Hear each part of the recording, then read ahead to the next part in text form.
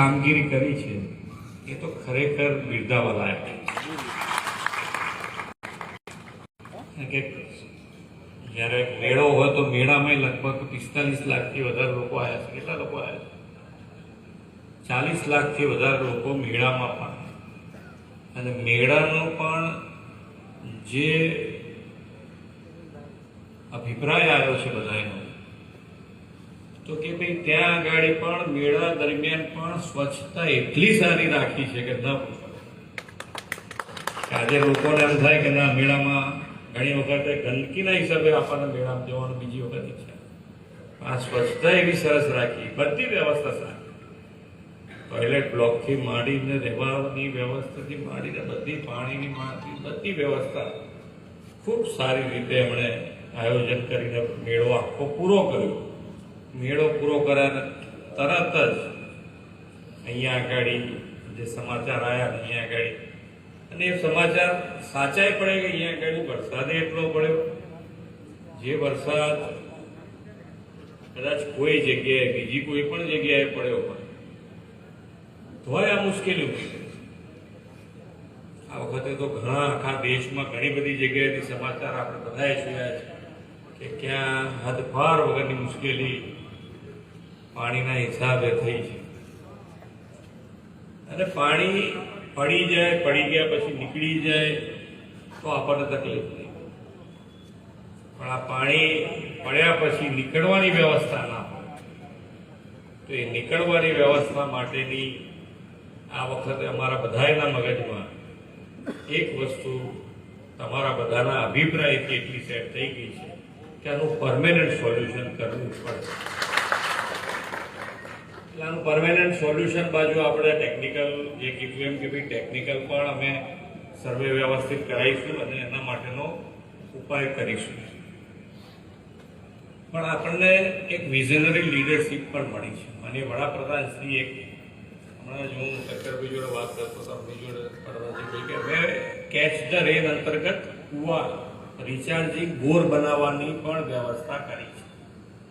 સરકાર પૈસા આપે છે, સરકારના પૈસાનો ઉપયોગ કરીને તમે અમુક જગ્યાએ રિચાર્જિંગ બોર પણ બનાવવા જોઈએ, જ્યાં બનાવી શકાય એવા હોય. બધી જગ્યાએ બનવાનું નથી, તમારી પાછું અમુક જગ્યાએ ખારો પાટ છે ને બધું છે, એ બધું જોઈને જ્યાં ગાડી બનાવી શકાય એવા હોય ત્યાં આ યોજના અંતર્ગત પાણી જમીનમાં ઉતરે એના માટેનો પણ પ્રયત્ન કરવો છે.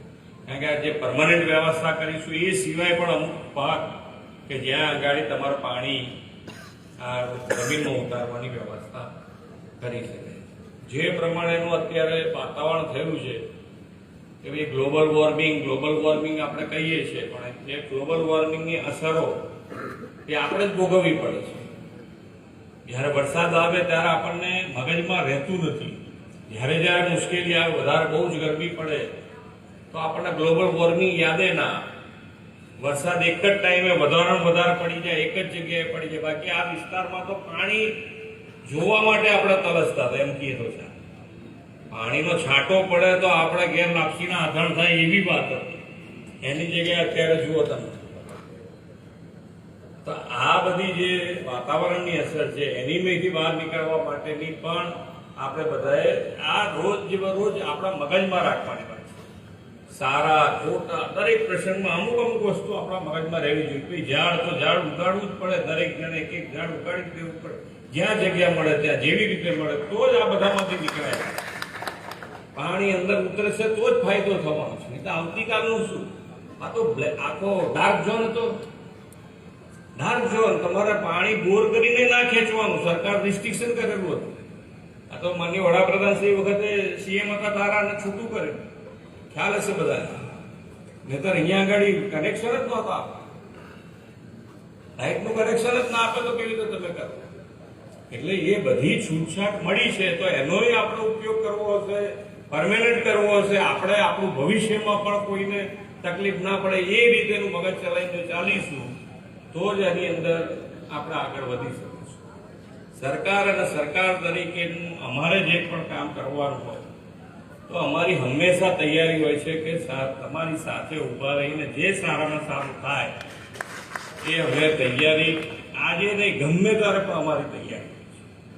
એટલે તમે અત્યારે જે મુશ્કેલી પડી છે એમાંથી જેટલા બને એટલા ઝડપથી સૌથી સારી વાત શું થઈ કે આપણે બધાએ જાગૃત રહ્યા, પ્રજાજનો પણ જાગૃત રહ્યા, સરકારી તંત્ર પણ જાગૃત રહ્યા, સેવકો જાગૃત રહ્યા, તો શું ફાયદો થાય? તો એક પણ માનવ મૃત્યુ થયું નથી, એ આપણો ફાયદો. બાકી તો પાછું બધું ઊભું થશે, આપણે જીવતા આવીશું બધું ઊભું થશે. આપણે જ ના હોય તો ભાઈ ઊભું થાય તો આપણે શું કામ? એટલે પહેલું સુખ તે જાતે મર્યા, જાતે આપણે હાજર છીએ તો પછી બધું આગળ ચાલશે. એટલે અત્યારે ખૂબ સારું કામ થયું છે એક જ આપણા માટે કે બધાને એકબીજાની મદદ કરી અને કોઈને જીવન મૃત્યુમાંથી બધાને બહાર કાઢીને સેફ જગ્યાએ લઈ આવ્યા. બાકી તો બધા કામો ચાલે જ છે, કર્યા કરીએ છીએ. જેમ જેમ આગળ અત્યારે કેટલું કામ, એટલે મને અહીંયાથી હમણાં કહેતા હતા કે જમીનની કિંમત અહીંયા બેઠેલા બધાને ખબર હતી કે અહીંયા જમીનની કિંમત જ નહોતી.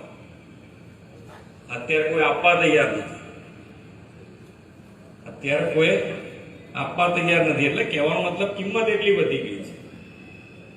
એટલે જે પ્રમાણેનું ડેવલપમેન્ટ થયું છે, સારું ડેવલપમેન્ટ થયું છે, તમારે જોઈએ એવું ડેવલપમેન્ટ થયું છે, એના માટે આપણે બધાએ સાથે મળીને આગળ વધીએ. જે પ્રમાણે માન્ય વડાપ્રધાન શ્રી 47માં વિકસિત ભારતની વાત છે, અત્યારે તો આ સમયે હું તમને વિકસિત ભારત કરું એના કરતા પણ એટલા માટે એક વાક્યમાં કહી દઉં કે એના માટે થઈ અને આપણે દરેકે દરેક વસ્તુ, અમે આ પરમેનન્ટ આયોજન માટે કેમ કહીએ છીએ કે ભાઈ એ આપણને ભવિષ્યમાં પાછું કોઈક વસ્તુ પાછી ના પાડી દે, આ જિલ્લાને આ તાલુકાને પાછો ના પાડી દે, બધાને સાથે આગળ વધારવું છે.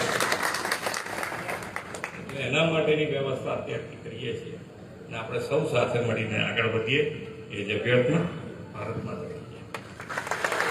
ખૂબ ખૂબ આભાર માનનીય મુખ્યમંત્રી સાહેબ. એક સંવેદનશીલ મુખ્યમંત્રી તરીકે જેમની ઓળખ છે એ ઓળખને સાચા અર્થમાં જેમણે આજ સાર્થક કરી છે. તેઓ આપણા વિસ્તારમાં મુશ્કેલીઓ જાણવા આખો દિવસ સાહેબ આપણી વચ્ચે રહ્યા. આખો દિવસ નહીં પણ રાત્રે પણ સાહેબ અહીં રોકાવાના છે. એ બહુ મોટી વાત છે. ખૂબ ખૂબ સરહદી વિસ્તારના તમામ પ્રજાજનો વતી આપનો હૃદયપૂર્વક ખૂબ ખૂબ આભાર પ્રગટ કરીએ છીએ સાહેબ.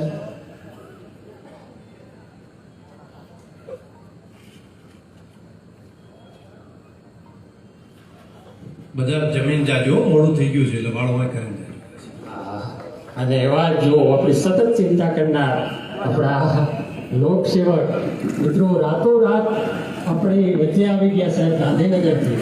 એટલે ખરેખર આ સાહેબનો પણ આપણા વચ્ચે હોય આપણા માટે મિત્રો આનંદની વાત છે. આપણે આ દુઃખની ઘડીમાંથી સૌ પ્રજાજનો જલ્દીમાં જલ્દી હેમખેમ બહાર આવીએ. તમામ મુશ્કેલીઓ આપણી